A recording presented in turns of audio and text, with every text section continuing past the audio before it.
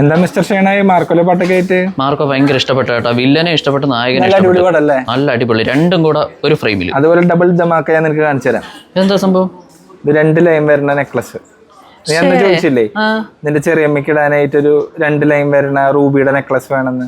ഓ, ഇതാണ് ആ സംഭവം. അതാ സംഭവം തന്നെ. ഇത് ഒറ്റ മാലയാണോ? അവിടെ ഇതൊരു മാല വരുന്നത്, പക്ഷെ 2 ലൈൻ. ഇതിപ്പോ ബാക്ക് ചെയിനും ത്രെഡ് ഇട്ടിട്ടില്ല. നമ്മുടെ ബാക്ക് ചെയിൻ അല്ലെങ്കിൽ ത്രെഡ് ഗോൾഡിൽ വരുന്ന സെയിം ഡോറി ഉണ്ട് കേട്ടോ നമ്മുടെ 2 ലൈൻ ആയിട്ട്. അത് ഞാൻ വീഡിയോയിൽ കാണിച്ചു തരാം. ഓക്കെ. ഇതിപ്പോ നമുക്ക് ഇതിന്റെ ഇപ്പൊ ഒരു 3 കളറിൽ ഇപ്പൊ ഞങ്ങൾക്ക് കാണിച്ചു തരാം.